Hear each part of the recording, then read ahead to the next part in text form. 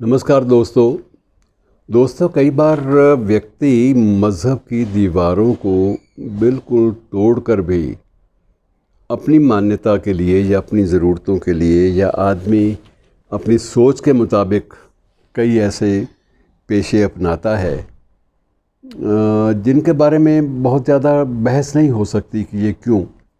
बहरहाल ये हैं, इसलिए इनका थोड़ा सा ध्यान इस तरफ दे लेना चाहिए, इनका नोटिस ले लेना चाहिए। मैं आज आपसे जो ज़िक्र कर रहा हूँ वो एक केरल में त्रिचूर नामक आपने नाम सुना होगा, और त्रिशूर भी कहते हैं, कुछ लोग त्रिचूर भी कहते हैं। तो त्रिशूल में एक सबीना रहमान नाम की एक महिला है, उम्र 30 के आसपास है, 29 साल की हो गई होगी गालिबन। और वहाँ के एक शमशान घाट में मुर्दों को जलाने का काम करती है। अब एक मुस्लिम महिला जब मुर्दों को जलाने का काम करती है तो आपको कई बार बड़ी हैरानी भी होती है और आप परेशान भी होते हैं कि उसका अपना मज़हब कहाँ गया, क्या उसने अपना मज़हब छोड़ दिया। लेकिन नहीं, रहमान बताती है कि मैंने अपना मज़हब नहीं छोड़ा, मैं अब भी नमाज़ पढ़ती हूँ, लेकिन उसके बाद मैंने अपने काम के लिए ये धंधा इसलिए अपनाया है कि एक तो मेरे मन में ये था कि मौत का कोई मज़हब नहीं होता। ये धारणा मेरे मन में बैठ गई, और उसके बाद जब मुझे लगा कि बाइज़्ज़त मैंने अगर रोटी रोज़ी कमानी है और अपने बीमार पति की सेवा के लिए और उसकी इलाज के लिए 4 पैसे भी इकट्ठे करने हैं, तो मैंने ये धंधा अपनाया। और इस धंधे के बीच में मेरे सामने एक एंगल यही था, एक दृष्टिकोण, नज़रिया यही था कि मौत का कोई मज़हब नहीं होता। अगर ये काम मैं कर सकती हूँ तो मैं करूँगी। और वो हर सुबह एक पीतल का दिया जलाकर शमशान घाट में बैठती है और तैयारी करती है बाकायदा कि जब भी कोई मुर्दा आएगा और उसको जलाने की जो रस्म है, जो उनके रीति रिवाजों के अनुसार, हिंदी रीति रिवाजों के अनुसार जो भी करना है, तो वो बड़े ढंग से करे। वो ये भी नहीं चाहती कि वो कहीं कुछ परंपराओं का, कुछ प्रथाओं का उनको भूल जाए या उनकी बारे में थोड़ी सी लापरवाह हो जाए। वो ऐसी कभी कोशिश नहीं करती। और अब तक उसका अपना कहना है कि वो पिछले 1 वर्ष में लगभग उसने 250 से ज़्यादा शव जलाए हैं, 350 से ज़्यादा शव जलाए हैं। और उनमें 250 सिर्फ ऐसे शव थे जो कोविड से दिवंगत हुए लोगों के थे। और वो एक तजुर्बा ऐसा था, रहमान स्वयं बताती है, कि मुझे बड़ी कई बार हैरानी भी होती थी कि रिश्तेदार भी दूर हट जाते हैं और सारे काम मेरे ऊपर छोड़ देते हैं, और मैं बाकायदा वो जो किट निर्धारित है उसको पहनकर वो सारे काम करती हूँ, सारी रस्में अदा करती हूँ। और मुझे हर बार यही मेरे जहन में आता है कि नहीं, मौत का कोई मज़हब नहीं होता, मौत मौत है, ले जाएगी तो ले जाएगी। अब यह है कि उसके जो शव है, जिसको आप लोग मिट्टी भी कहते हैं, उसको ठिकाने लगाना या उसको चिता पे रख कर उसको उसके पंच तत्वों में उसका जिस्म मिल जाए, इस बात के लिए करना तो मुझे उसमें कोई अटपटा नहीं लगता। और इन दिनों में जबकि ज़रूरत ज़्यादा होती है, और कई बार जो हिंदू जो पुरोहित हैं या जो ये कर्मकांड करने वाले जो व्यक्ति हैं, वो इन बातों से बड़ा दूर भागते रहे कि ये कोविड वाले मामले हम नहीं कर पाएंगे। तो मैंने कहा कि मुझे इसमें कुछ नहीं होता, जो निर्धारित स्वास्थ्य के मानदंड हैं उनको मैं पूरा करूंगी और उसके मुताबिक किट पहन के अपना सारे काम करूंगी। और वो कहती है कि मुझे सबसे बड़ा संतोष इस बात से मिलता है कि मैं बाकायदा पीपी किट भी पहनती हूँ, और उसके बाद जो प्रार्थना है वो मैं अपने ढंग से करती हूँ, मन ही मन करती हूँ। और मैं अल्लाह मियाँ से भी प्रार्थना करती हूँ, ईश्वर, उनके ईश्वर से भी, अपने अल्लाह मियाँ से भी, दोनों में कोई फ़र्क उसको नज़र नहीं आता। तो कहती मैं दोनों से प्रार्थना करती हूँ कि इसकी जो रूह है उसको जन्नत नसीब हो, उसको स्वर्ग मिले और उसको अपने चरणों में जगह दे अल्लाह मियाँ। तो ये सारी बातें मैं भी करती हूँ, लेकिन ये बात अलग है कि जो निर्धारित जो लफाजी होती है जो धर्म कर्म में, उसमें कोई कमी थोड़ी बहुत आ सकती है, लेकिन मूल रूप से मेरी स्पिरिट, मेरी भावना में रत्ती भर कहीं कमी नहीं आती।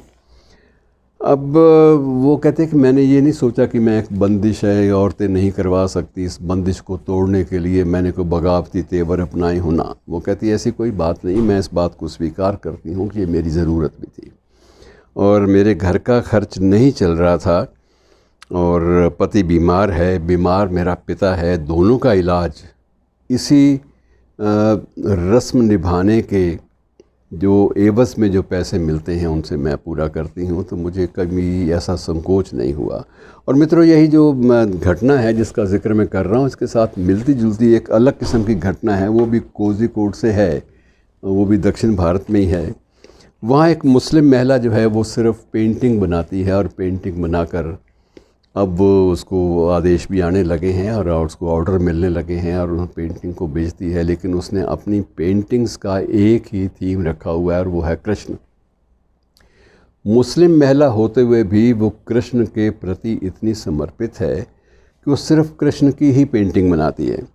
और उत्तरी केरल में एक स्थान पर कोझिकोड के बिल्कुल नज़दीक ये मुस्लिम महिला जो है ये भगवान कृष्ण की पेंटिंग्स बनाती है। और पेंटिंग्स बनाने के साथ साथ जो पुराने जो कैलेंडर जो फटे होते हैं उनको भी कटिंग करके बाकायदा लकड़ी पर या मिट्टी पर चिपका कर उनको भी बेचती है। लेकिन उसने दूसरा कोई भी व्यक्तित्व या दूसरी कोई भी धार्मिक जो विभूति है उसको नहीं अपनाया, सिर्फ कृष्ण को अपनाया। और इसके बीच में कहती है कि मुझे उस कृष्ण से लगाव भी हो गया। मुझे लगता है कि ये पेंटिंग्स मेरे से बात कर रही है। मुझे कभी कभी लगता है कि ये जो मैंने मूर्ति जो गढ़ के बनाई है, जो बीच बीच में तोड़ के मिट्टी को तोड़ के जो बनाई है, ये भी मुझे कुछ ना कुछ दुआएं दे जाती है मौन भाषा में। और वो कहती है कि मौन भाषा में जो दुआएं हैं वो ज़्यादा लगती हैं। और अब वो औसतन 250 पेंटिंग्स हर महीने बना लेती है और उसको लेने वाले भी बड़े शौक़ से चाव से लेते हैं। उसकी एक इच्छा भी है कि मैं कुछ एक पेंटिंग्स अपनी प्रधानमंत्री मोदी जी को भेंट करना चाहती हूँ। उसने इस आशय की जो अपील है वो पीएमओ में भी भेजी है और कुछ अखबारों के ज़रिए से मीडिया में भी ये बात प्रसारित की है कि मेरे मन में है कि कृष्ण की कुछ ऐसी मूर्तियाँ जिनमें कृष्ण आशीर्वाद की मुद्रा में हैं। कृष्ण जो है वो आशीर्वाद की मुद्रा के साथ साथ अपनी मुस्कान के द्वारा कुछ गीता के जो संदेश हैं उनको भी वो कन्वे कर रहे हैं। जैसे संप्रेषणीयता उनमें आ गई है और वो बताते हैं कि ज़िंदगी ये है, कर्म ये है।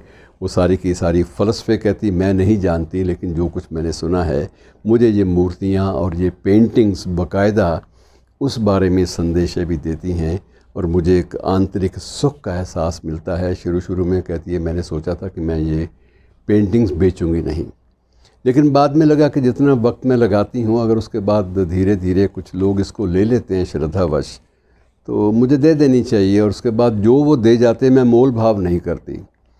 पूछते हैं लोग, मैं राशि बता देती हूँ, उसके बाद वो कहते हैं हम इतने देंगे, तो मैं कहती हूँ जो देना है मेरी झोली में डाल दीजिए। और मुझे कभी भी कमी नहीं आई और मेरा कभी भी विश्वास, आस्था पेंटिंग से और पेंटिंग के मुख्य नायक से कभी भी मेरी आस्था डिगी नहीं है। और वो भी ये कहती है कि इसके बावजूद मैं अपने जो मुस्लिम होने के रीति रिवाज के मुताबिक बाकायदा अब भी नमाज़ पढ़ती हूँ, रोज़े भी रखती हूँ। लेकिन ये एक कर्म जो है इसको बिल्कुल लीक से हटकर मैं भी मानती हूँ और मैं इसको पूरी तरह से इसको अपना चुकी हूँ, अब एक व्यवसाय के रूप में भी और पहले सिर्फ श्रद्धा भाव से। अब श्रद्धा भाव में या व्यवसाय में कभी मज़हब आड़े आया हो, ये ना तो उस रहमान को जो थी सबीना रहमान, ना तो उसको कोई एहसास होगा और ना ही इस कलाकार महिला को, मुस्लिम महिला को जो सिर्फ़ कृष्ण की मूर्तियाँ या कृष्ण के चित्र या उस कृष्ण की पेंटिंग्स बनाती है। शुक्रिया दोस्तों।